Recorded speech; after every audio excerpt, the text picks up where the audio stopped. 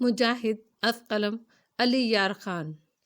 मेरी तरफ से मुबारकबाद कबूल करें मिस्टर मिलर। वैसे मैं तो हमेशा से आपकी बेपनाह जहानत का कायल हूँ, जिम ने कहा और मेरी तरफ इशारा करते हुए बोला।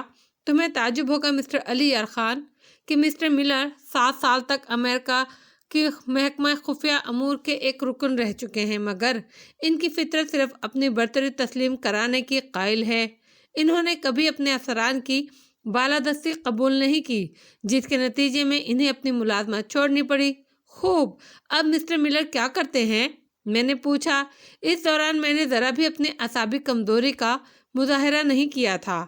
मैं तुम्हें बता चुका हूँ, वो फिल्मों में काम करते हैं, लेकिन दरपर्दा वो हमारे कुछ दूसरे कारोबार भी हैं, और तुम्हारी यह आमद इसी कारोबार के सिलसिले की एक कड़ी है। वो कारोबार क्या है? मैंने पूछा। सन फ्रांसिस्को में तुमने 4 अफराद को कत्ल कर दिया है। चारों के चारों बाअसर ख़ानदानों के चश्मो चराग थे। अमरीकी पुलिस पर तुम्हारी गिरफ्तारी के लिए शदीद दबाव डाला जा रहा है।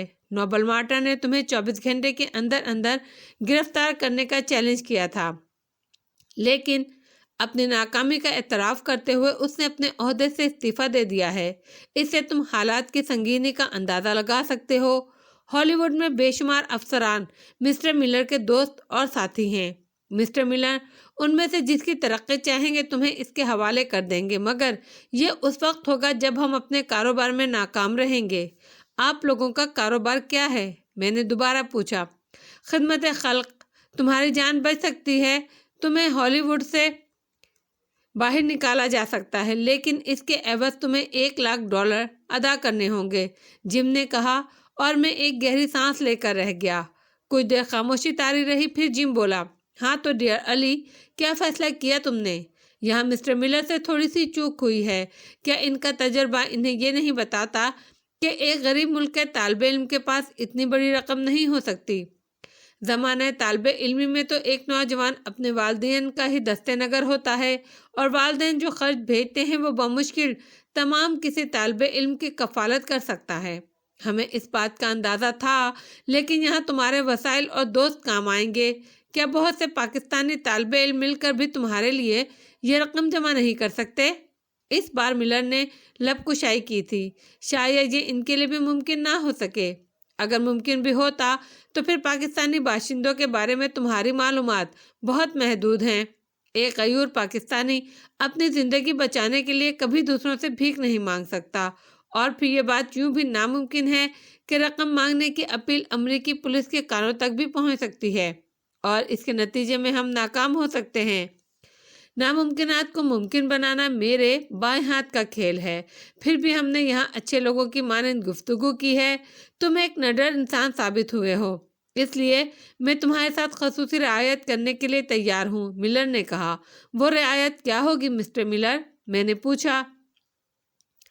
$1,00,000 के हसूल के लिए हम तुम्हें रास्ते बता सकते हैं। तुम अपने तौर पर यह रकम बढ़ा भी सकते हो, लेकिन बकाया रकम तुम्हारी अपनी मिल्कियत होगी और तुम उसे अपने तसर्रुफ में ला सकते हो। हम इस रकम के एवज तुम्हें यहाँ से निकालने में मदद देंगे और इस वक्त तक तुम्हारी हिफाजत करेंगे जब तक तुम अमेरिका की हदूद से बाहर न चले जाओ, मिलर ने कहा, और मेरे लिए लम्हा फिक्रिया पैदा हो गया। अनोखी पेशकश थी। जिंदगी बचाने के लिए मुझे दूसरे जराइम करने होंगे। ये सूरत हाल काफ़ी अजीब हो गई। इसका अंदाज़ा कौन कर सकता है? मैं सोच में डूबा रहा। फिर मैंने तवील सांस लेकर कहा, वो रास्ता क्या होगा मिस्टर मिलर? कोई बदतरीन जुर्म या आसान तरीन काम? इस सिलसिले में तुम्हारी कोई शर्त नाकाबिल कबूल होगी। मिलर के लहजे में यकायक सख्ती पैदा हो गई। क्या मुझे सोचने का मौका भी नहीं दिया जाएगा? मैंने पूछा। हरगिज़ नहीं। ये कोई सौदेबाजी नहीं है, बल्कि इसे सिर्फ एक रियायत कहा जा सकता है जो मजबूत बुनियादों पर तुम्हें दी जा रही है, मिलर ने जवाब दिया। मुझे मंजूर है, लेकिन मेरी भी एक बात सुन लीजिए। मैं अपने मुल्क या मजहब के लोगों के खिलाफ कोई काम नहीं करूँगा। अगर तुम्हारे जहन में ऐसी कोई बात है तो मुझे खुशी से पुलिस के हवाले कर दो, मैं तैयार हूँ। हम बेवकूफ़ नहीं हैं अली यार। हम ये जानते हैं कि तुमने सिर्फ मजहबी जुनून के तहत अपना मुस्तकबिल तबाह कर लिया है, इसीलिए हमारी तरफ से ये वादा है कि तुमसे कोई काम तुम्हारी हुकूमत या तुम्हारे हम मजहब लोगों के खिलाफ नहीं लिया जाएगा, मिलर ने कहा। फिर ठीक है, میں تم سے تعاون کے لیے تیار ہوں، میں نے فیصلہ کن لہجے میں کہا، اور میرے اس فیصلے میں کوئی کھوٹ نہیں تھی۔ میں نے جس جذبے کے تحت یہ کام کیا تھا وہ میرے سینے میں پوشیدہ تھا۔ ان لوگوں کو قتل کر کے مجھے روحانی مسرت ہوئی تھی، لیکن قتل بہرحال قتل ہے۔ کسی بھی بڑے مقصد کو حاصل کرنے کے لیے کچھ قربانیاں دینی پڑتی ہیں۔ میرا مستقبل بھی مجھ سے قربانیاں طلب کر رہا تھا، اس سے پہلو تنی ممکن نہیں تھی۔ چنانچہ میں نے کھل کر آمادگی کا اظہار کر دیا۔ ملر نے اپنی میز کے دراز کھول کر اس میں سے 4 سادہ کاغذ نکالے اور انہیں یکجا کرتے ہوئے میرے سامنے رکھ دیا۔ ان پر دستخط کر دو، وہ بولا، اور میں شدید حیرت کے عالم میں اس کا چہرہ دیکھنے لگا۔ میں نہیں سمجھا۔ میری حیرت اب بھی برقرار تھی۔ دیکھو، ہم اور تم نیک راستوں کے مسافر نہیں ہیں۔ جب تم بحالت مجبوری ہمارے لیے کچھ کرنے پر آمادہ ہوئے ہو تو کیا ہم اس بات سے مطمئن ہو جائیں کہ تم ہمارے لیے بہتر جذبات رکھتے ہوگے؟ ہرگز نہیں۔ اگر میری جگہ تم ہوتے تو تمہارے ذہن میں بھی یہ خطرہ موجود ہوتا کہ تمہارا شکار تمہیں دھوکہ دے سکتا ہے۔ ان کاغذات کے ذریعے ہم تمہیں اس وقت تک گرفت میں رکھیں گے جب تک تم ہمارا مطالبہ پورا نہ کر دو۔ اس کے بعد یہ تمہیں واپس کر دیے جائیں گے۔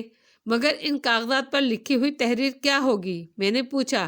یہ تمہیں اس وقت نہیں بتایا جا سکتا، ملر نے فیصلہ کن لہجے میں کہا۔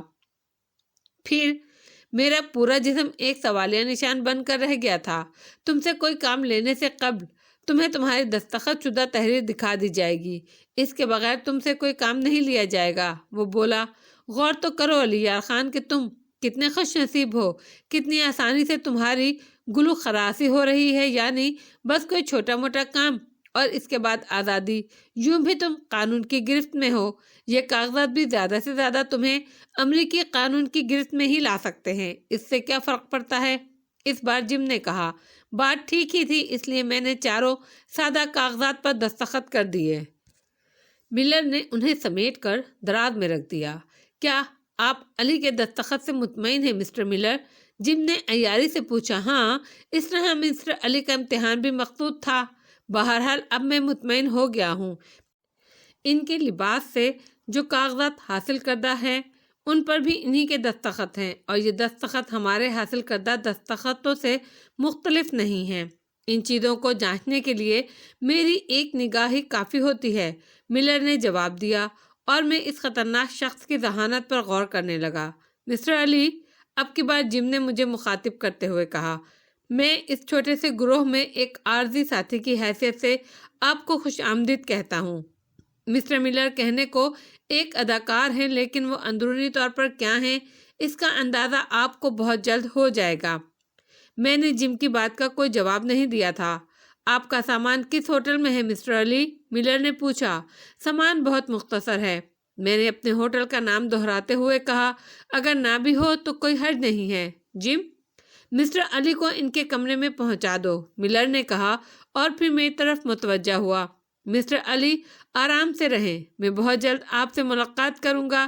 اس کے بعد آپ کے ذہن سے بہت سی پریشانیاں دور ہو جائیں گی، ملر نے کہا، اور پھر ہم اٹھ گئے۔ اس کمرے سے نکل کر دوسرے کمرے میں جاتے ہوئے جم نے کہا، تم خوش نصیب ہو کہ تمہیں ملر جیسے آدمی کا سہارا مل گیا۔ وہ اتنا با اختیار ہے کہ اگر تم اس کی نگاہوں میں کوئی مقام حاصل کر گئے تو وہ تمہیں امریکہ سے نکلنے میں بھرپور مدد کرے گا۔ عام زندگی میں لوگ اسے صرف ایک اداکار کے نام سے جانتے ہیں، لیکن در حقیقت وہ کیا ہے یہ بہت کم لوگ جانتے ہوں گے۔ اس پر بھی میں نے خاموشی ہی اختیار کی تھی، یہاں تک کہ جم مجھے ایک کمرے میں لے آیا۔ یہ ایک خوبصورت بیڈ روم تھا۔ فی الحال تم اسے استعمال کرو، لیکن یہاں ہر سہولت ملے گی، جم نے کہا، اور مجھے کمرے میں چھوڑ کر باہر نکل گیا۔ میں تھکے تھکے قدموں سے ایک آرام کرسی تک گیا اور اس میں دھنس گیا۔ جو کچھ ہو رہا تھا وہ میرے لیے کوئی خاص اہمیت نہیں رکھتا تھا۔ ان تمام باتوں سے قطع نظر مجھے یہ آسودگی حاصل تھی کہ میرا ضمیر مجرم نہیں تھا۔ میں نے کوئی ایسا کام نہیں کیا تھا جس پر میرا ضمیر مجھے ملامت کرے۔ جرم کی سب سے بڑی خرابی یہ ہے کہ اس کے بعد وہ مجرم خواہ کتنا ہی آسودہ ہو جائے مگر ضمیر کا کرب اسے بے چین رکھتا ہے۔ سب سے بڑا محاسبہ خود اس کی اپنی فطرت میں پوشیدہ ہوتا ہے جو اسے سکون سے بیٹھنے نہیں دیتا۔ میرا محاسب مطمئن تھا، اس لیے بڑے سے بڑا خطرہ مجھے تشویش میں مبتلا نہیں کر سکتا تھا۔ جن سادہ کاغذات پر ملر نے مجھے دستخط کرنے پر مجبور کیا تھا، اس سے زیادہ کیا کام لے سکتا تھا وہ؟ میرے جرم کا اعتراف یا مجھے چند دوسرے جرائم میں ملوث کرنے کے دستاویز، یا اس سے بھی زیادہ کچھ اور؟ لیکن یہ چیزیں میرے لیے بے معنی تھی۔ میرے کسی بھی جرم کی سزا زیادہ سے زیادہ موت ہو سکتی تھی اور میں موت سے خائف نہیں تھا۔ چنانچہ میں نے خود کو مطمئن کر لیا۔ رات ہو گئی، تقریباً 8 بجے میرے دروازے پر دستخط ہوئی اور کسی نسوانی آواز نے اندر آنے کی اجازت طلب کی۔ آ جاؤ، میں نے کہا، اور 19-20 سال کی ایک صحت مند لڑکی اندر داخل ہو گئی۔ اس کے بعد سنہرے خوبصورت تھے، مگر وہ اچھی شکل و صورت کی مالک نہیں تھی، لیکن پھر بھی اس کی ظاہری شخصیت گوارا تھی۔ میرا نام پینی یارک ہے۔ میں مسٹر ملر کی ملازمہ کی حیثیت رکھتی ہوں اور مسٹر ملر نے مجھے اس کام پر متعین کیا ہے کہ آپ کو بور نہ ہونے دوں۔ ہمیں ایک صاحب مسٹر ہینری فاک کا انتظار ہے۔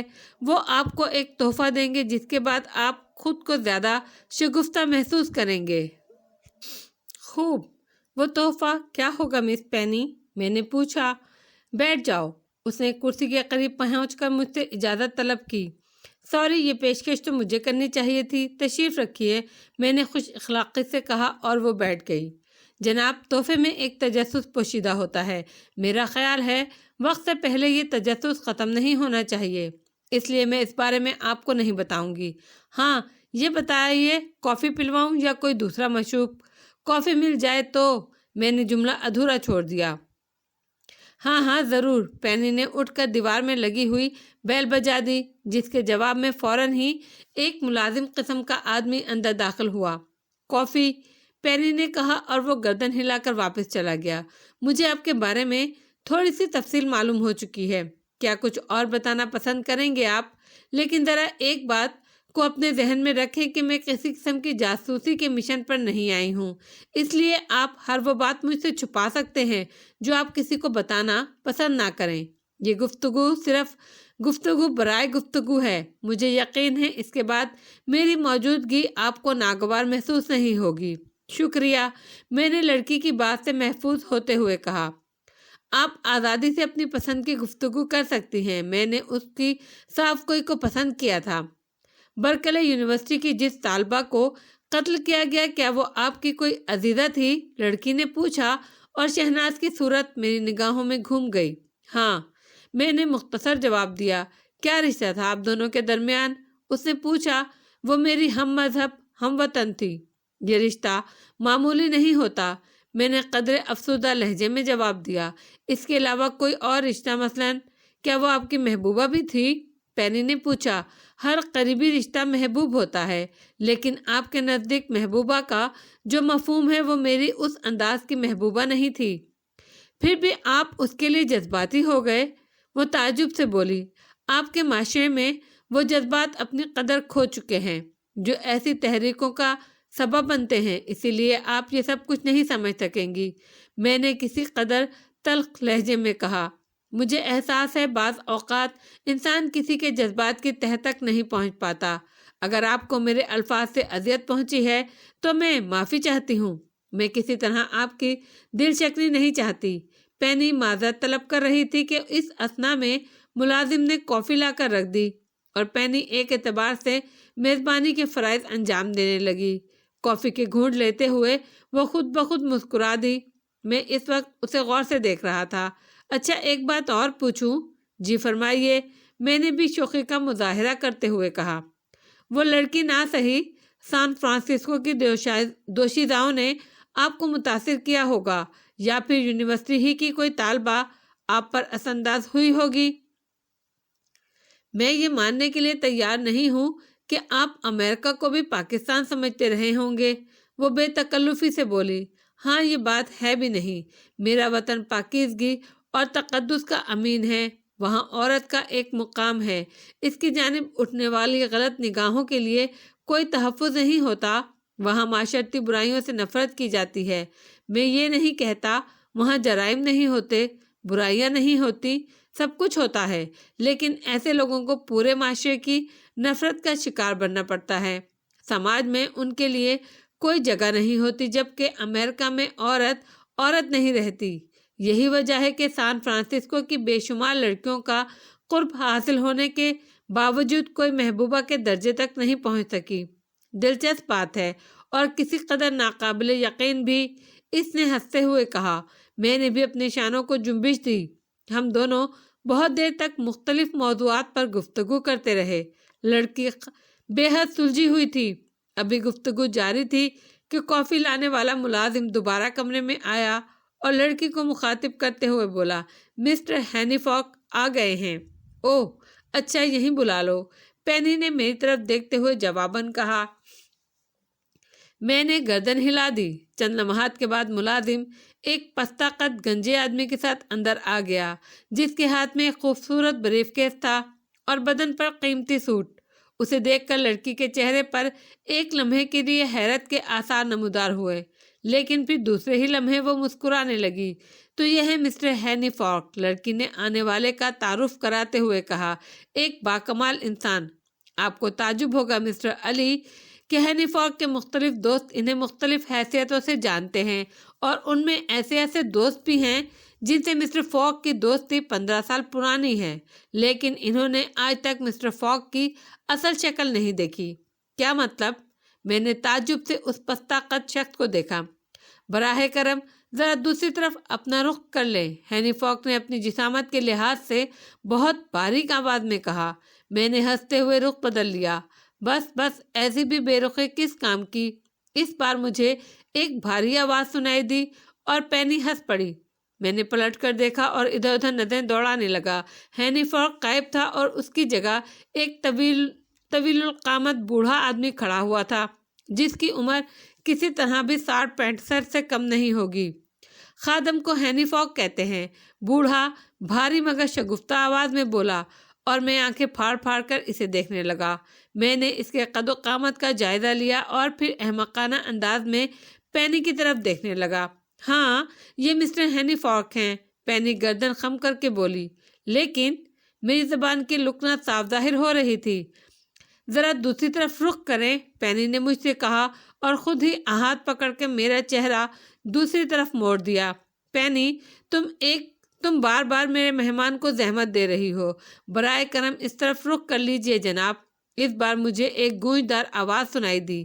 میں گہری سانس لے کر پلٹا تو میرے سامنے ایک درمیانے قد کا خوبرو نوجوان کھڑا ہوا تھا، جس کے سر پر گھنے سنہری بال تھے اور آنکھوں پر خوبصورت اینک۔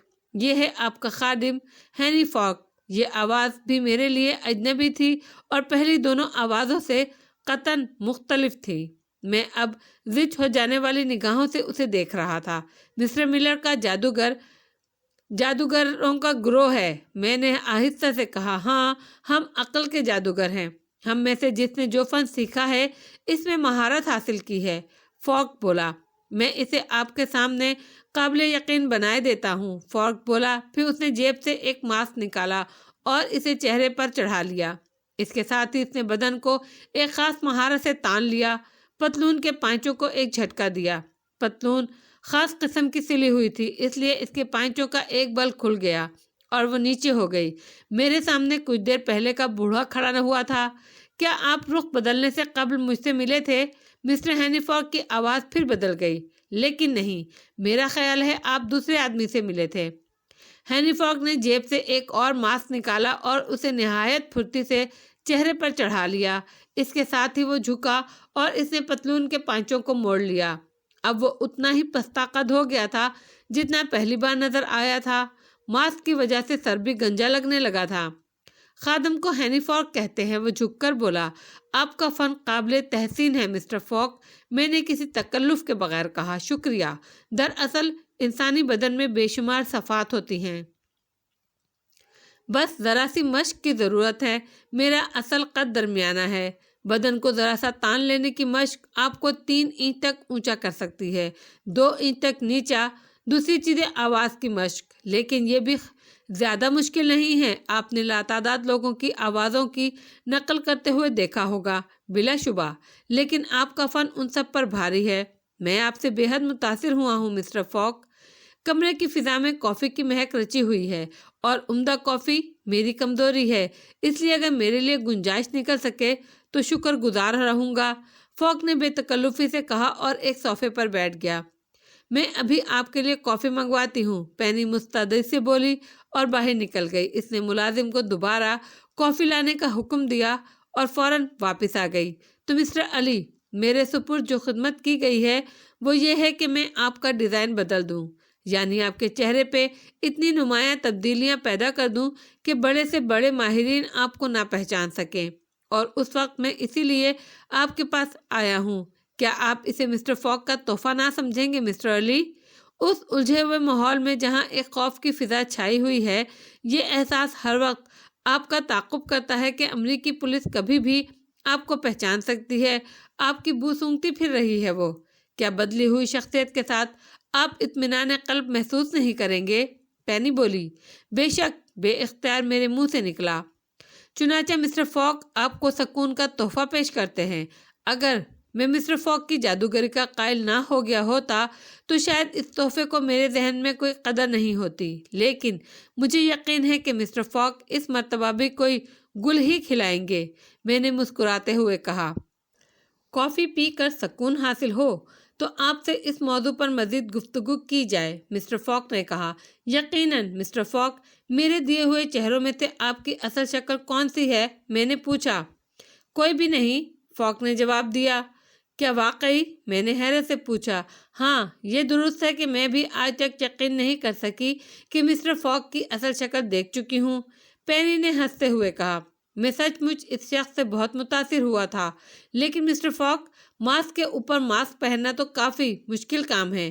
کیا ماسک کی پتلی جلد کے نیچے دوسرا ماسک نمایاں نہیں ہو سکتا؟ میں نے سوال کیا۔ فوک نے گردن ہلاتے ہوئے کہا، یہ ساری نقابیں میں نے خود تیار کی ہیں اور ان میں ایک خاص تناسب رکھا ہے۔ ایک ماسک کے اوپر دوسرا ماسک ایسا ہوتا ہے کہ بغیر کسی دقت کے پہلے ماسک کو ڈھانپ لے، بس اتنی سی بات ہے۔ ملازم نے ایک بار پھر کافی پیش کر دی اور پینی نے اس بار 3 پیالیاں بنا کر ہم دونوں کو دیں اور تیسری خود لے کر بیٹھ گئی۔ آپ کون کون سی زبان بول لیتے ہیں مسٹر علی؟ ہینری فوک نے مجھ سے سوال کیا۔ بس اپنی مادری زبان، قومی زبان اور انگریزی۔ ویسے اس دوران میں نے فرانسیسی اور جرمن سیکھنے کی تیاریاں کی تھیں، لیکن ابھی ابتدا نہیں کر سکا تھا۔ پھر کچھ مشکلات پیش آ سکتی ہیں، فوک پرخیال انداز میں بولا۔ وہ کیا؟ میں نے پوچھا۔ دراصل میں وقتی طور پر آپ کی قومیت بدلنا چاہتا تھا۔ اس طرح کسی کو آپ پر شبہ نہیں ہوتا، لیکن یہ اس وقت ممکن تھا جب آپ کسی دوسری زبان پر عبور رکھتے۔ مسٹر فوک کچھ سوچتے ہوئے بولے۔ دفعتاً میرے ذہن میں ایک کھڑکی سی کھل گئی۔ مجھے اپنا پیارا رفیق ہربنس یاد آ گیا۔ میں اس کی زبان بھی بول سکتا تھا۔ چنانچہ میں نے فوک سے کہا، آپ میری حیت میں تبدیلی کر سکتے ہیں مسٹر فوک۔ امریکہ میں آپ نے بہت سے سکھ نوجوان دیکھے ہوں گے، میں ان کی زبان بھی بول سکتا ہوں۔ فوک نے کافی کی پیالی رکھ دی۔ حیرت انگیز، واقعی یہ خیال میرے ذہن میں آیا تھا، بالکل مناسب رہے گا۔ چلو یہ مشکل بھی حل ہو گئی، مسٹر فوک پرسکون انداز میں بولے اور پھر کافی کے چند گھونٹ لے کر پینی سے کہنے لگے، لیکن مس پینی، اس کے لیے مجھے چند چیزوں کی ضرورت پیش آئے گی، مثلاً مصنوعی بال جو اس وقت میرے پاس نہیں ہیں، اور بھی کچھ دوسری چیزیں ہیں۔ اس لیے یہ پروگرام کل صبح تک کے لیے ملتوی کر دیا جائے تو کیا حرج ہے؟ کوئی حرج نہیں ہے مسٹر فوک، سوائے اس کے کہ یہ وقت ہمیں گھر ہی میں گزارنا ہوگا، پینی نے جواب دیا۔ وقت اپنے گھر پر ہی گزارنا بہتر ہوتا ہے، مسٹر فوک نے مسکراتے ہوئے کہا اور اٹھ گئے۔ اچھا، اب مجھے اجازت دو، رات کے 11 بجے اسٹوڈیو میں جانا ہے۔ مسٹر فوک نے مجھ سے ہاتھ ملایا اور خدا حافظ کہہ کر چلے گئے۔ میں دیر تک اس ماہر فن کے بارے میں سوچتا رہا اور پینی مجھے دیکھتی رہی۔ امریکی پولیس بے حد ذہین ہے مسٹر علی، میں کسی قیمت پر آپ کے لیے کوئی رسک نہیں لے سکتی، اس لیے بہتر ہوگا کہ ہم آج گھر سے باہر نہ نکلیں، وہ چند ساتھ کے بعد بولی، اور میں نے گردن ہلا دی۔ اس حیرت انگیز شخص نے میرے دماغ میں ہلچل سی مچا دی ہے۔ کیا واقعی پینی تم خود بھی اس کی اصل شکل نہیں دیکھی سکتی ہو آج تک؟ میں جھوٹ نہیں بول رہی ہوں مسٹر علی، ایک طویل عرصے تک میں اسے الگ الگ شکلوں میں دیکھتی رہی ہوں، پھر جب میں نے اسے دوسری شکل میں دیکھا تو یہی سوچا کہ وہ اس کی اصل شکل ہوگی، لیکن بعد میں معلوم ہوا وہ اس وقت بھی میک اپ میں تھا۔ انوکھا انسان ہے۔ کیا اس کا تعلق بھی اسی گروہ سے ہے؟ میں نے پینی سے پوچھا۔ ظاہر ہے، ورنہ اسے اتنی بڑی ذمہ داری میں شریک کیوں کیا جاتا؟ پینی نے جواب دیا۔ رات کے کھانے کے بعد تھوڑی دیر تک میں پینی کے ساتھ عمارت کے عقبی لان میں ٹہلتا رہا۔ دوران گفتگو بڑی عجیب باتیں ہوئی تھیں۔ مسٹر میلر کی شخصیت الجھتی چلی جا رہی تھی۔ ایک اداکار اتنی بڑی حیثیت کا مالک ہوگا، یہ بات سمجھ میں نہیں آئی تھی۔ بہت سے پہلو مزید الجھ گئے تھے، لیکن بہرحال میرے لیے وہ کام کا آدمی تھا۔ یہ بات کیا کم تھی کہ کسی بہانے صحیح، لیکن مجھے وقتی طور پر امریکی پولیس سے نجات مل گئی تھی، اور دوسری بہت سی سہولیات بھی مہیا ہو گئی تھیں۔ رات کے 12:15 بجے میں نے پینی سے سونے کی خواہش ظاہر کی اور وہ میرے ساتھ ہی بیڈ روم میں آ گئی۔ تم یہاں سو گی؟ میں شدید الجھن کا شکار ہو گیا تھا۔ ہاں، اس میں کیا قباحت ہے؟ وہ حیران ہو کر بولی۔ مسٹر ملر نے مجھے اس کی اجازت دے دی ہے۔ انہوں نے کہا ہے کہ ان کے مہمان کو کسی قسم کی بوریت کا احساس نہ ہو۔ تمہیں کسی بھی وقت شراب کی ضرورت محسوس ہو سکتی ہے، اور پھر یہ کہ میں خود بھی تمہیں پسند کرنے لگی ہوں۔ پینی، میری درخواست ہے کہ تم دوسرے کمرے میں سو جاؤ۔ مسٹر ملر نے مجھے غلط سمجھا ہے۔ میں مسلمان ہوں، مجھے کسی بھی موسم میں شراب کی ضرورت محسوس نہیں ہوتی۔ میں نے اپنے چاروں طرف کھینچے جانے والے حصار کو توڑ دیا تھا۔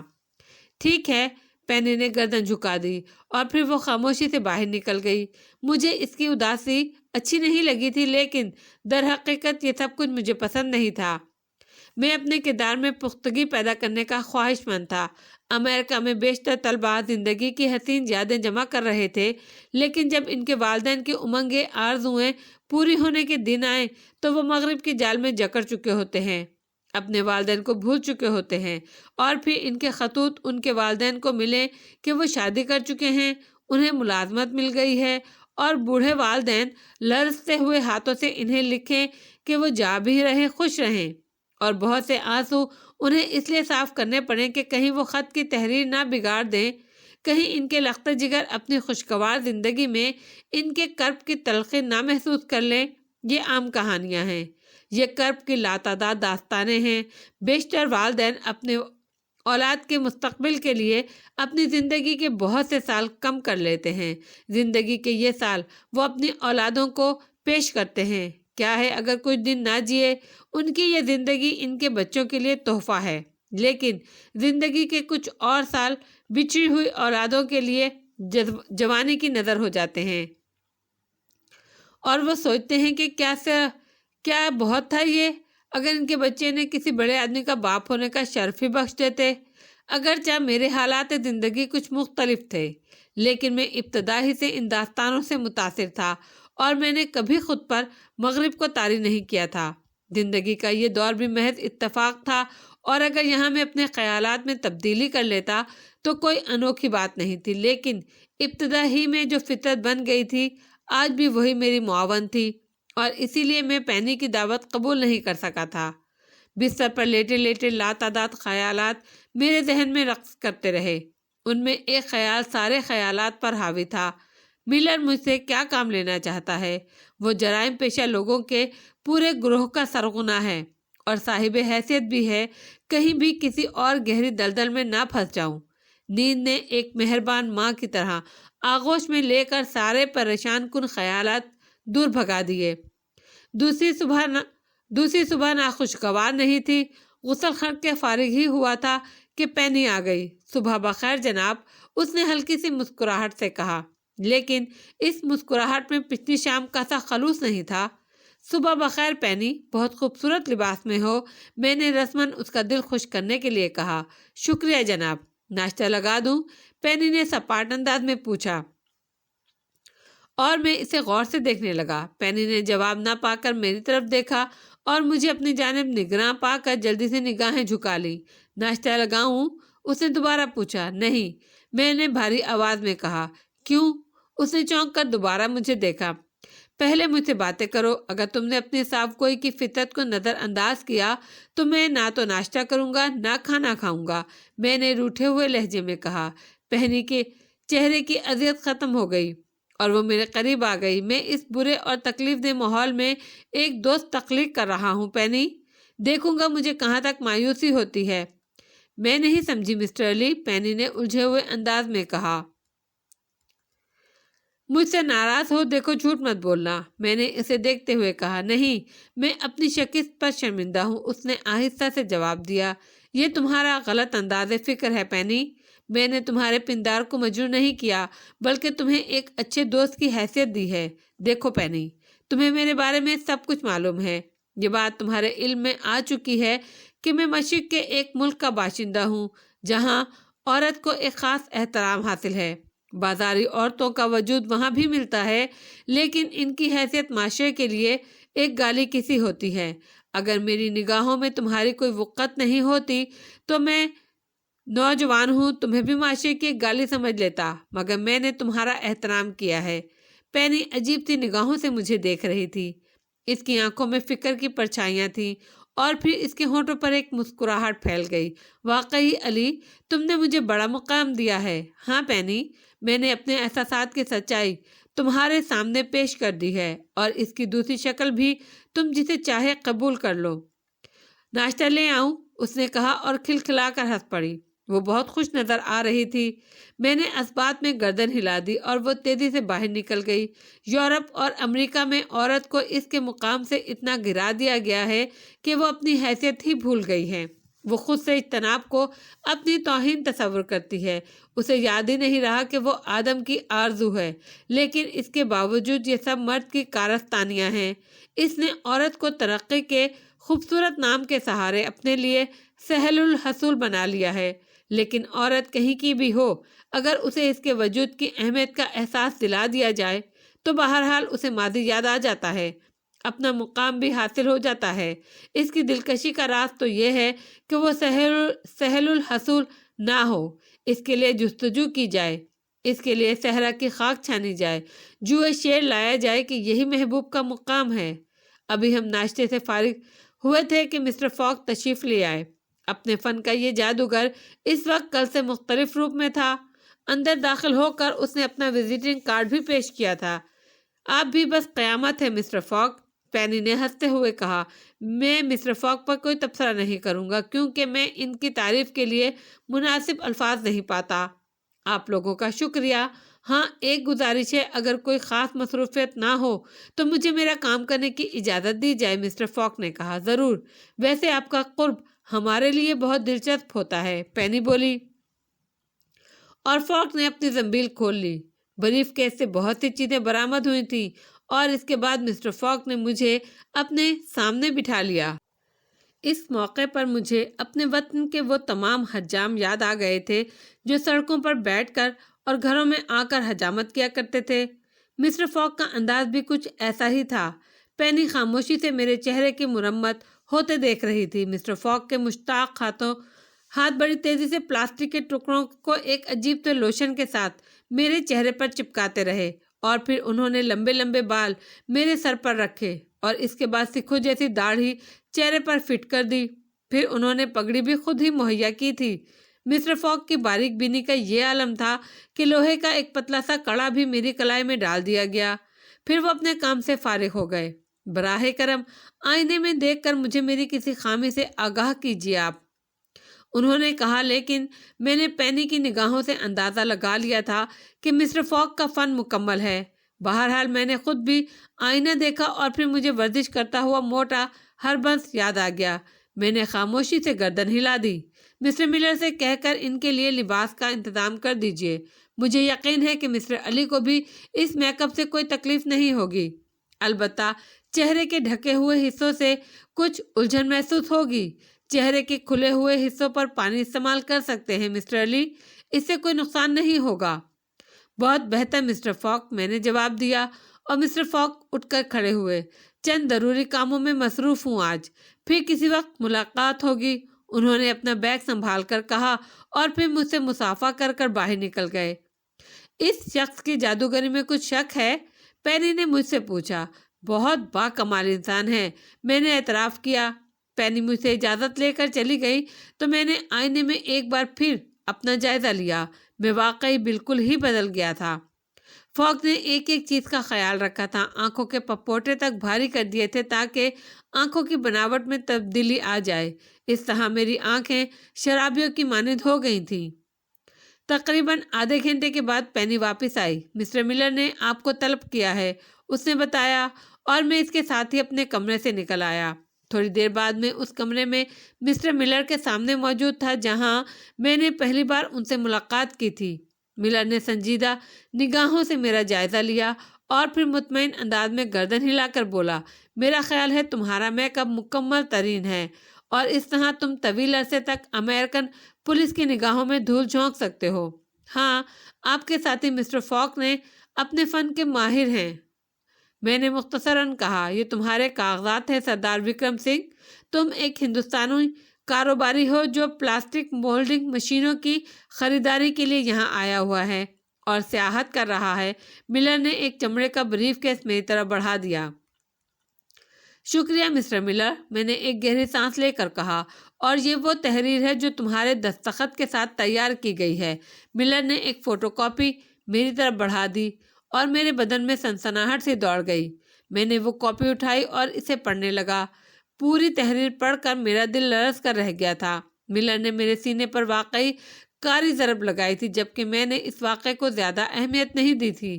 میں نے سوچا تھا کہ ملر کسی بھی جرم کا اعتراف نامہ لکھ لے وہ میرے لیے بے حقیقت ہوگا، کیونکہ جو جرم میں امریکہ میں کر چکا ہوں اس کی سزا ہی ایسی ہوگی کہ مزید کی گنجائش نہیں رہے گی۔ لیکن عیار ملر نے مجھے ایسے جال میں پھنسایا تھا کہ میرے 14 طبق روشن ہو گئے تھے۔ یہ تحریر ایک اعتراف نامہ تھا کہ حکومت پاکستان نے مجھے برکلے یونیورسٹی صرف اس لیے بھیجا تھا کہ میں امریکہ کے مختلف شہروں میں دہشت گردی پھیلاؤں اور وقتاً فوقتاً اپنے سفارت خانے سے ہدایت ملنے پر ان لوگوں کو قتل کروں جن کے لیے وہ اشارہ کریں۔ اس سلسلے میں میرے ساتھیوں کے نام بھی لکھے گئے تھے جو امریکہ کے مختلف شہروں میں مقیم تھے، جبکہ میں ان میں سے کسی کے نام سے واقف نہیں تھا۔ جن لوگوں کے نام اس اعتراف نامے میں لکھے گئے ہیں وہ پاکستانی ہیں، ان میں سے کچھ تجارت کرتے ہیں، کچھ ملازمتیں، کوئی نام فرضی یا جعلی نہیں ہے۔ دوسرے 3 کاغذ اس تحریر کی تصدیق کریں گے۔ میں انہیں کسی طرح بروئے کار لاؤں گا، یہ میرا کام ہے، تم بس اس کی اہمیت کو محسوس کر لو۔ ملر نے خشک لہجے میں کہا۔ میں نے اپنے ذہن میں پیدا ہونے والے خدشات کی شدت کو بامشکل تمام ختم کیا اور پھر سرد لہجے میں بولا، کیا صرف $1,00,000 کے حصول کے لیے آپ نے مجھے اتنے خوفناک جال میں پھنسایا ہے مسٹر ملر؟ ہاں، یہ میرا اصول ہے۔ شکار کو اس قدر بے دست و پا کر دو کہ تمہارے اپنے بدن پر کوئی نشان نہ بنے۔ میں اس مقولے پر عمل کرتا ہوں۔ اگر تم اپنے ذرائع سے یہ ادائیگی کر سکتے تو مجھے ان تمام چیزوں کی ضرورت پیش نہیں آتی، لیکن میں تمہاری حفاظت بھی کر رہا ہوں اور تمہاری ضروریات بھی پوری کر رہا ہوں۔ مجھے یہ قطعاً پسند نہیں ہوگا کہ ان ساری کوششوں کے بعد تم مجھے دھوکہ دے کر نکل جاؤ، اس لیے میں نے یہ مضبوط بند باندھا ہے۔ میں اس سے کوئی اور مقصد حاصل نہیں کروں گا۔ جس وقت تم میرے بتائے ہوئے پروگرام پر عمل کر کے مجھے میری مطلوبہ رقم مہیا کر دو گے، میں یہ تمام کاغذات تمہارے سپرد کر دوں گا۔ ملر نے جواب دیا، تم نے بہت گہری سازش کی ہے مسٹر ملر۔ میری ذات کی حد تک کوئی بھی بات درست تھی، لیکن میرے ملک کو ملوث کر کے تم نے اچھا نہیں کیا۔ حالانکہ یہ اعتراف نامہ صرف میری ذات تک ہے تو ٹھیک ہے، مگر ایسے کاغذات کی ملکوں کی سطح پر کوئی اہمیت نہیں ہوتی۔ بہرحال میں اس زخم کو نہیں بھول سکوں گا۔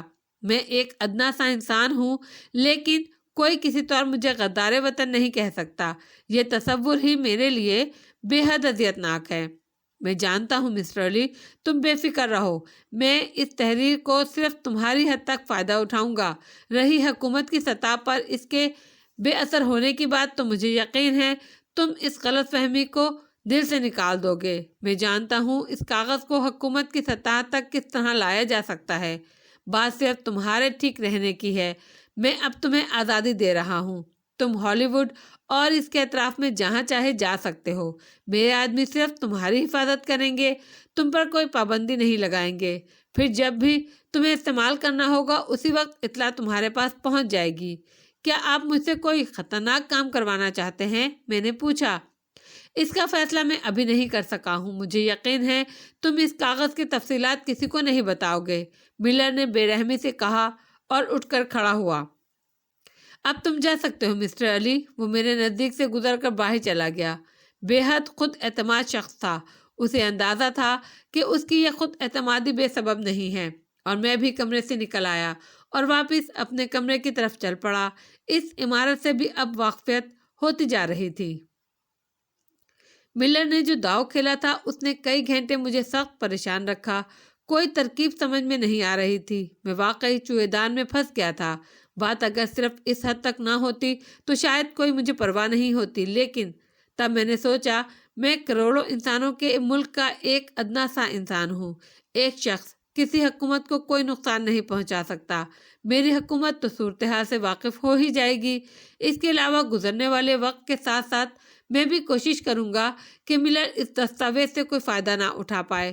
اب میں اتنا حقیر بھی نہیں ہوں۔ دوسری بات اس جرم کی ہے جو ملر مجھ سے کروائے گا۔ اگر وہ کوئی عام سی بات ہوئی تو ٹھیک ہے، زندگی بچانے کے لیے ایک کوشش یہ بھی صحیح۔ پینی میری ہمدرد تھی۔ اس نے میرے موقف کو دل سے مان لیا تھا اور اب اس کے انداز میں کوئی لرزش پیدا نہیں ہوئی تھی۔ ملر تو جیسے مجھے بھول ہی گیا۔ پینی کے ساتھ میں نے حسین ترین مقامات کی سیر کی اور پورا ہالی ووڈ دیکھ ڈالا۔ تب ایک شام پینی نے کہا، کیا خیال ہے علی، لاس اینجلس چلا جائے؟ کیا تم اس سے قبل اس شہر کو دیکھ چکے ہو؟ نہیں، میں نے جواب دیا۔ تو بس طے ہے، کل لاس اینجلس چلیں گے۔ ویسے میں تمہیں بتا دوں یہ بات مجھ سے مسٹر ملر نے کہی تھی۔ اوہ، میں نے پینی کو غور سے دیکھا۔ کیا اس نے کسی پروگرام کے تحت یہ بات کہی ہے؟ یقین کرو میں نہیں جانتی۔ اس کے پروگرام کسی دوسرے کو معلوم نہیں ہوتے۔ عجب انسان ہے، پینی نے جواب دیا۔ مجھے اس کے بارے میں کچھ اور بتاؤ گی پینی؟ میں نے آہستہ سے پوچھا، اور پینی عجیب سی نگاہوں سے مجھے دیکھنے لگی، پھر بولی، اگر تمہیں میری زندگی عزیز ہے تو اس بارے میں کبھی کچھ نہیں پوچھنا۔ یقین کرو اس کے خلاف کچھ کہہ کر میں زندہ نہیں رہ سکوں گی۔ ٹھیک ہے پینی، اپنی ذات کے لیے میں تمہاری زندگی خطرے میں نہیں ڈالوں گا، میں نے کہا، اور خود کو نفرین کرنے لگا کہ میری بزدلی اب ایسی معمولی سہارے تلاش کرنے لگی ہے۔ لاس اینجلس کو ہالی ووڈ سے علیحدہ شہر نہیں کہا جا سکتا۔ ناواقف لوگوں کو تو یہ فیصلہ کرنا دشوار ہوگا کہ ہالی ووڈ کہاں سے ختم ہوتا ہے اور لاس اینجلس کہاں سے شروع ہوتا ہے۔ ہالی ووڈ کو لاس اینجلس کی ایک شاخ کہا جائے تو غلط نہیں ہوگا۔ ہماری خوبصورت سی سیل کار کی تیز رفتاری قابل دید تھی۔ پینی البتہ سنجیدہ نظر آ رہی تھی۔ نہ جانے کیوں تیل اٹھانے کی بھاری مشینیں بہت دور سے نظر آ رہی تھیں، پھر بجلی کے تاروں کے لامحدود جال، اور ان تاروں کے پس منظر میں گیس کے عظیم الجثہ ٹینک بھی، جن کی تعداد کا اندازہ لگانا مشکل تھا۔ تیل کی دولت سے مالا مال لاس اینجلس دور ہی سے دولت مند شہر نظر آتا تھا۔ حسین ترین عمارتیں، بلند و بالا ہوٹل اور ریسٹورانٹ، کلب اور نائٹ کلب، لمبی لمبی دکانیں جو قیمتی اشیاء سے بھری ہوئی تھیں۔ میں ایک نگاہ ان چیزوں پر ڈالتا ہوا بالآخر ہوٹل ایمبر پہنچ گیا۔ اتنا حسین ہوٹل تھا کہ نگاہ نہیں ٹھہرتی تھی۔ طویل ترین پارکنگ لاٹ پر 2 پورٹر ہمارا استقبال کرنے کے لیے موجود تھے۔ انہوں نے ببل کار سے دونوں سوٹ کیس نکالے اور ہماری رہنمائی کرتے ہوئے اندر لے گئے۔ ہوٹل ایمبروز کے روم نمبر 812 میں، جو 20ویں منزل پر تھا، ہمارا سامان پہنچا دیا گیا۔ کمرے میں داخل ہو کر پینی نے عجیب سی نگاہوں سے مجھے دیکھا اور پھر مسکرانے لگی۔ خیریت؟ کیا میں سردار جی کے حلیے میں کارٹون نظر آ رہا ہوں؟ میں نے پینی کو مسکراتے ہوئے دیکھ کر پوچھا۔ اوہ نہیں، بلکہ یقین کرو علی کہ تم اپنے بلند و بالا قد اور شاندار صحت کی وجہ سے بے حد پرکشش نظر آ رہے ہو، پینی نے جواب دیا۔ اس کے بعد کچھ دیر ادھر ادھر کی باتیں ہوتی رہیں اور وقت آہستہ آہستہ گزرتا رہا، یہاں تک کہ شام کا اندھیرا پھیلنے لگا۔ رات ہوئی تو پورا لاس اینجلس جگمگا اٹھا۔ روشنیوں کا ایک طوفان امڑ آیا تھا جسے دیکھ کر آنکھیں خیرہ ہوئی جاتی تھیں۔ پینی میری خوش طبیعت کی وجہ سے کچھ بور نظر آ رہی تھی۔ پھر ہم ڈنر کے لیے نیچے آ گئے۔ پہلی منزل پر شاندار ڈائننگ ہال تھا جو اس وقت لوگوں سے کچا کچ بھرا ہوا تھا۔ یہاں ہر رنگ و نسل کے لوگ موجود تھے، جس سے لاس اینجلس کی نئی حیثیت ابھرتی تھی۔ سیاہ فام، نیگرو، میکسن، جاپانی اور ہسپانوی باشندوں کی بہت بڑی تعداد موجود تھی۔ ہماری رہنمائی ایک گوشے کی جانب کر دی گئی اور ہم دونوں اپنی اپنی کرسیوں پر بیٹھ گئے۔ میں نے ویٹر کو چیری شیک کی آرڈر دیا اور پینی کی نگاہیں چاروں طرف بھٹک رہی تھیں۔ زیادہ دیر نہیں گزری تھی کہ ایک بلند قد و قامت کی خوبصورت لڑکی میرے پاس آ گئی۔ وہ ساڑی باندھے ہوئے تھی، خد و خال میں خالص نسوانیت کے بجائے کسی قدر اکھڑ پن تھا، پھر بھی اس کی بڑی بڑی آنکھیں بے حد پرکشش تھیں۔ میں یہاں بیٹھ سکتی ہوں سردار جی؟ اس نے ٹھیٹھ امبالہ کی زبان میں پوچھا، اور میں چونک پڑا۔ اپنے لہجے سے وہ سکھ معلوم ہوتی تھی۔ یہ ایک نئی مصیبت نازل ہو گئی تھی۔ اگرچہ میں بھی ٹھیٹھ پنجابی بول سکتا ہوں، لیکن وہ ایک خاص بات جو سکھوں کی پنجابی میں ہوتی ہے وہ میری زبان میں نہیں تھی۔ پھر بھی میں نے خوش اخلاقی سے اس کا استقبال کر کے اپنی حد تک خالصہ زبان میں اسے بیٹھنے کی پیشکش کی، جس کے جواب میں وہ مسکراتی ہوئی بیٹھ گئی۔ آنکھیں ترس گئیں اپنے کسی آدمی کو دیکھنے کے لیے۔ کیا لاس اینجلس میں خالصے نہیں آتے، اور ان کے یہاں نہ آنے کی کوئی خاص وجہ ہے؟ اس نے پوچھا۔ میرے خیال میں ایسی کوئی خاص بات نہیں ہے، لیکن تم یہاں کب سے ہو؟ 1 ہفتے سے۔ نیو یارک سے آئی ہوں، مگر یہاں تو بور ہو گئی ہوں۔ تنہا آئی ہو؟ میں نے سوال کیا۔ ہاں، مجھ سے یہی حماقت ہوئی۔ کرن سنگھ میرے ساتھ آنا چاہتا تھا، مگر میں نے اسے لفٹ ہی نہیں دی۔ کزن ہے میرا، مگر خالصوں میں ایسے بزدل نوجوان کم ہی نظر آتے ہیں، مرد ہی نہیں لگتا، اسی لیے میں اسے گھاس نہیں ڈالتی۔ یہ کون ہے؟ سکھ لڑکی نے بڑی بے تکلفی سے پینی کی طرف اشارہ کیا۔ یہ میری دوست ہے پینی، میں نے تعارف کرایا۔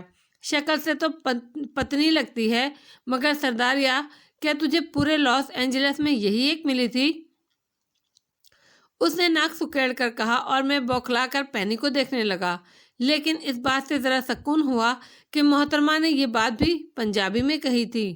ان خاتون کا انداز بھی عجیب تھا، یوں لگتا تھا جیسے میرے چہرے پر داڑھی اور سر پر پگڑی دیکھتے ہی میرے سارے حقوق ان کے نام محفوظ ہو گئے ہوں۔ کیا میں آپ لوگوں کا تعارف کراؤں؟ میں نے پوچھا۔ رہنے دو، بس رہنے دو، بھگا دیا سرداریا اسے یہاں سے۔ مجھے تو شکل سے ہی الو لگ رہی ہے، یہ چلی جائے گی تو باتیں کریں گے، بے تکلف خاتون نے کہا۔ پینی عجیب نگاہوں سے ہم دونوں کو دیکھ رہی تھی، نہ جانے اس کے تاثرات کیا تھے، لیکن اجنبی زبان میں گفتگو کرتے ہوئے اس نے ایک اندازہ تو لگا لیا ہوگا کہ ہم دونوں زبان کے رشتے سے ہی صحیح ایک دوسرے کے قریب ضرور ہیں۔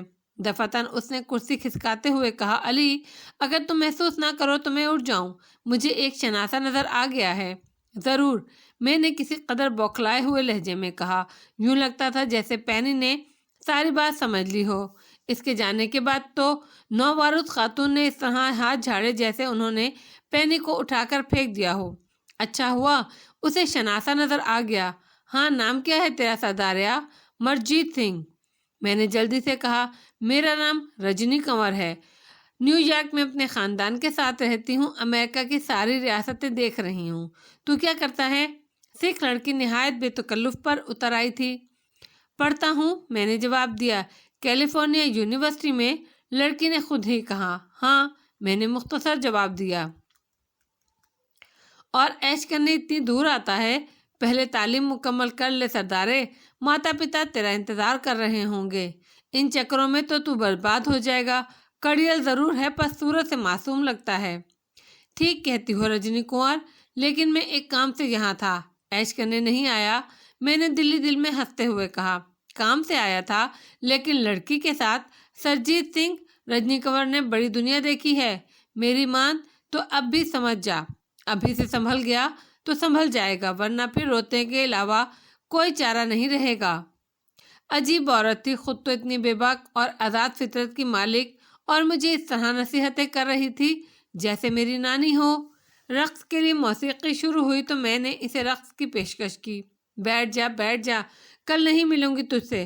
خالصہ ہو کر لوگوں کی طرح کمر مٹکائے گا، شرم نہیں آئے گی تجھے؟ آج میری خاطر رہنے دے، کل ناچ لینا دل بھر کے۔ میرے ہونٹوں پر مسکراہٹ آ گئی۔ یکایک وہ لڑکی مجھے پسند آئی، پھر ہم دونوں باتیں کرنے لگے۔ عجیب بے نیاز فطرت کی مالک تھی، اس کی باتیں بڑی اکھڑ اور صاف ستھری تھیں۔ میں تذبذب کا شکار ہو گیا۔ 12 بجے کے قریب وہ اٹھ گئی۔ اچھا، اب میں چلتی ہوں۔ کہاں جاؤ گی رجنی کنور؟ میں چھوڑ آؤں؟ جا، وہ چھپکلی تیرا انتظار کر رہی ہوگی۔ ایسا نہیں ہے رجنی، میں نے پہلے بھی تم سے یہ بات کہی ہے، यकीन नहीं आता, पर तू कहता है तो चुप हो ही जाती हूँ। बस जा, आराम कर, वाहे गुरु तुझे कामयाब करे। रजनी के लहजे में खलूस था। कल आओगी रजनी? मैंने बेख्तियार होकर पूछा। नहीं, कल मैं सैन फ्रांसिस्को जा रही हूँ, वहाँ से सालिनास जाऊंगी चरवाहों का खेल देखने। ये कहकर वो बाहर निकल गई। उसने पलटकर भी नहीं देखा था मुझे। मेरे दिल में उसके लिए एक अजीब सा एहसास पैदा हुआ गया। मैं वाकई फैसला नहीं कर पा रहा था वो किस किस्म की औरत या लड़की है। मुमकिन है वो पैनी को देखकर मोहतात हो गई हो, इसीलिए वापस चली गई हो। लेकिन जो गुफ्तगू उसने की थी उसमें अपनायत, एक बड़ापन तो ज़रूर था, कोई घटिया बात नहीं थी। फिर मुझे पैनी याद आई और मैं दिल ही दिल में खुद पर हंसने लगा। एक तरफ मेरी ज़िंदगी मौत के बेरहम हाथों में थी और दूसरी तरफ ये सारे हंगामे। एक बार तो दिल चाहा तमाम इखलाक़ी बंधनों को तोड़कर इस बेराह रवी को अपना लूं, लेकिन फिर ख्याल आया कि अगर ज़िंदगी मुख्तसर ही रह गई है तो आखिरी वक्त में ये गुनाह क्यों किया जाए। पैनी भी जलकर ही तो गई थी, मुमकिन है वो गहरी नींद सो रही हो। कमरे में आया तो कमरा खाली था और पैनी का बिस्तर बेशकन था, गोया वो अभी तक तफरीहात में मशगूल थी। जहन्नुम में जाए, मेरी कौन लगती है। मैंने लिबास तब्दील करके बिस्तर संभाल लिया। देर तक ख्यालात के हजूम में घिरा रहा और फिर दरवाज़ा बंद किए बगैर सो गया ताकि पैनी की आमद से आंख न खुले। सुबह जल्दी आंख खुल गई। 6:45 बजे थे। बेइख्तियार पैनी के बिस्तर पर निगाह जा पड़ी। बिस्तर खाली और शिकनों से बेनियाज था। पैनी सारी रात नहीं आई। मैंने ताज्जुब से सोचा। एक लम्हे के लिए तशवीश के आसार जहन में उभरे, लेकिन दूसरे ही लम्हे मैंने इन सारे ख्यालात पर लानत भेज दी और उठकर गुस्लखाने में चला गया। खूब देर तक नहाया और जब बाहर निकला तो पैनी एक आराम कुर्सी पर दराज अखबार देखती नजर आई। उसने निगाहें उठाकर मुझे देखा और फिर इसकी मतलाशी निगाहें मेरे अक़ब में किसी को तलाश करने लगीं। फिर इसने मुस्कुराते हुए कहा, सुबह बखैर मिस्टर विक्रम सिंह। ये दोनों लफ्ज़ उसने चबा चबा कर अदा किए। सुबह बखैर मिस पैनी, मैंने भी खलूस से मुस्कुरा कर कहा। मैंने सोचा नाश्ता आप लोगों के साथ ही करूं, कम अज़ कम वो खातून इतनी बदअखलाक तो ना होंगी कि मुझे नाश्ते की इजाज़त ना दें। तुम रात को कहाँ रहीं पैनी? मैंने इसके सामने बैठते हुए कहा। हम लोग खुद को एक दूसरे के अच्छे दोस्तों में शुमार करने लगे हैं। एक अच्छे दोस्त की हैसियत से मेरा फ़र्ज़ था कि मैं तुम्हें कमरे में तन्हाई मुहैया करूं मिस्टर विक्रम सिंह। और फिर यूं भी बाज़ निगाहों में मेरे लिए वो जज्बात मौजूद हैं जो तुम्हारी निगाहों में नहीं हैं। पैनी ने कहा, ओह सॉरी, मुझे ये ज़ाती सवाल नहीं करना चाहिए था। बहरहाल नाश्ते के लिए वेटर को बुला लें। मेरा ख्याल है रात को तुमने भी डिनर नहीं किया। नहीं, मैंने अपने एक दोस्त के साथ डिनर कर लिया था, पैनी बोली। फिर उसने बेल बजाई और हम वेटर का इंतज़ार करने लगे। आपकी दोस्त क्या पसंद करेंगी, इनसे पूछ लें, पैनी तंदिया अंदाज में बोली। क्या मतलब? मैंने ताज्जुब से पूछा। अगर तुम रजनी कौर की बात कर रही हो तो वो एक पुरखलूस सिख लड़की थी जो मुझे अपना हम वतन और हम मज़हब समझकर मेरी तरफ मुतवज्जा हुई थी। उसने मेरे साथ रक्स करना भी पसंद नहीं किया और एक बुजुर्ग के से अंदाज में मुझे तालीम मुकम्मल करने की हिदायत करती रही, क्योंकि मैंने उसे यही बताया था कि मैं एक तालिबे इल्म हूँ। और फिर वो मुझे नसीहतें करती हुई चली गई और बस, इससे ज़्यादा कभी मेरी उससे मुलाकात नहीं हुई। मशरक़ की लड़कियाँ इसी तरह ज़िंदगी नहीं गुजारती। आखिर में मेरा लहजा तल्ख हो गया। पैनी का चेहरा जद पड़ गया। वो खुश्क होंठों पर ज़बान फेर रही थी और इसकी आंखों में सख्त शर्मिंदगी थी। इतनी देर में वेटर आ गया और मैं इसे नाश्ते की तफसीलात नोट कराने लगा। वेटर चला गया। पैनी की आंखों से आंसू के 2 कतरे टपक पड़े। मैंने आगे बढ़कर इसके दोनों हाथ पकड़ लिए। वाकई मुझे अफसोस है पैनी, लेकिन मैंने जो कहा है वो गलत नहीं है। मैंने किसी कदर शर्मिंदगी से उसको कहा। मुझे खुद पर शर्मिंदगी है। वाकई मेरा किरदार घनाउना है, लेकिन मैं वादा करती हूँ मिस्टर अली, मैं अब खुद को संभाल लूँगी। बुराई के रास्तों से दूर हटने के लिए तुम मेरे लिए मिसले राह बन जाओगे। उसने रोते हुए कहा, बस ठीक है, बराह करम खामोश हो जाओ। तुम्हारे रोने से मुझे अफसोस हो रहा है। पैनी ने आंसू खुश्क कर लिए और थोड़ी देर के बाद हम नाश्ता कर रहे थे। नाश्ते के बाद मैंने पूछा, अब क्या प्रोग्राम है पैनी? फिर वक्त तो कुछ नहीं, हमें मिस्टर मिलर की जानिब से हिदायत मिलेंगी, उसने जवाब दिया। اس وقت تک تم مجھے لاس اینجلس کی سیر کراؤ، میں اس حسین شہر کو دیکھنا چاہتا ہوں۔ پینی نے گردن ہلا دی۔ اس گفتگو کے بعد اس نے ابھی تک مجھ سے نگاہیں نہیں ملائی تھیں۔ میرے اس عقیدے کو تقویت مل رہی تھی کہ انسان فطری طور پر برا نہیں ہوتا، حالات اور معاشرہ اس کی شخصیت کی تشکیل کرتا ہے۔ دن کے 11 بجے ہم لاس اینجلس کی سڑکوں پر نکل آئے۔ آسمان پر بادل چھائے ہوئے تھے۔ میرے دیس میں اس موسم کو امنگوں کا موسم کہا جاتا ہے، دلوں میں ہلچل کا موسم شمار ہوتا ہے۔